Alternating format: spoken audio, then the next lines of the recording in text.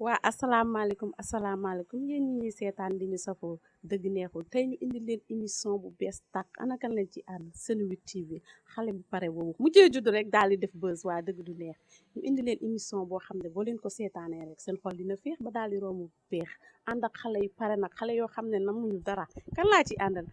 Nabou Ndiaye xale boobu nga xam ne namul dara lépp lu leen réer rek dina ko indi fii ci table bi daal di ko teg ñu waxtaanee ko Nabou maa ngi lay nuyu. Xadi maa ngi lay fay boo dee Nabou rek xam nga ni woo nga gor woo bete bete. xam nga fi nga génn daf maa ne. ci lay dox. lii tax ma bëgg la. man may xale coupable la capable. su ma la gisee rek sama xol day féex ba daal di romb féex. Xadi xam nga nu may def dama naan asalaamaaleykum yéen ñi nga xam ne yéen a safoo di seetaan seen site Senwood TV tey nag ñu indil leen lu bees tàq lu amul fenn ku ko rate nag dootoo ko defati de. loo ma indil tey ci table bi. xanaa invité bu mat invité nag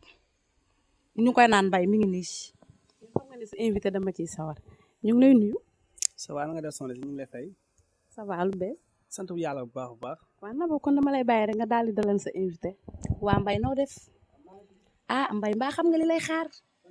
tey du yomb de plateau bii nii dafa war a xajam de waa mbay nag di dugg ci waxtaan bi fas yéene xam nga waxtaanee xale jigéen nga xam ne rek dañuy jaay seen bopp ak xale góor yi sax ñi jaay seen bopp parce que jigéen fu mu nekk di fa jaay boppam rek góor a nga ca wet ga ba tax na loolu laa bëgg ñu waxtaanee ko. mais damaa bëgg li la Nabou wax ka tontu ci ba mu sax parce que indi nañ thème bu am solo thème boo xam ne dañ ko war a waxtaanee parce que thème boo xam ne gis nañ ko ci société bi bëri na te mu ngi yàq xale jigéen mbay loolu laa bëgg nga indil ma ko fii tojal ma ko fii mu daal di leer nañ. waaw ndeysaan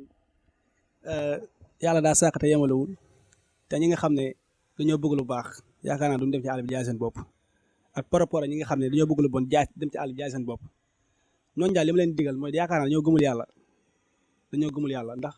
ki gëm yàlla dëgg li olof jaay naan ku def saa si mbete nga dew bu neex doo ko fekkee kon yaakaar naa ne ñoom dafa métti ñu daw kon yaakaar naa neexet bi waruñu ko mën a gis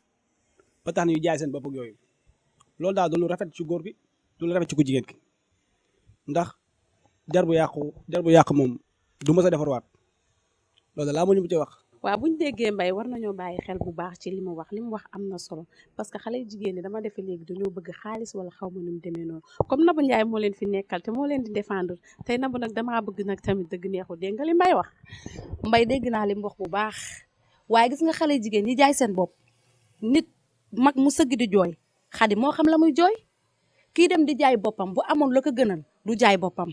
man de ma part personnelle contre ma ñi jaay seen bopp. Nabou loolu nga wax noonu fan nga ko teg. fi ma ko teg mooy situation oblige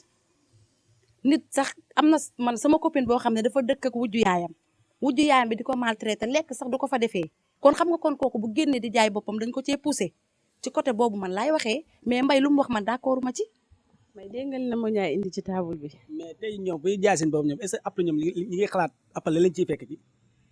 dèjà loolu islam nangu ko. may tegal foofu sa baaraam fi nga dugg neex na ma trop am na importance jigéen ñi damaa bëgg ngeen gëm seen bopp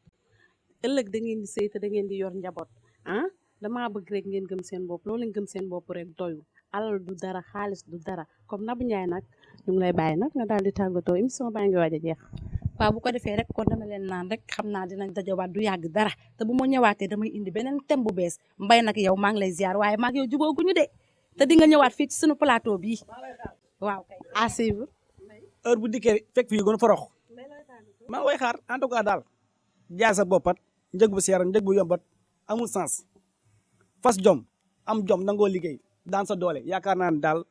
mooy moo lay may la lay jëmale kanam mais jaay sa bopp. waa dégg ngeen may man nag may laa faral te moom laa àndal jigéen da ngay gëm sa bopp xam li nga doon dëgg neexul gis nga tey ji boo fi jaayee sa bopp tamit sa ya perte de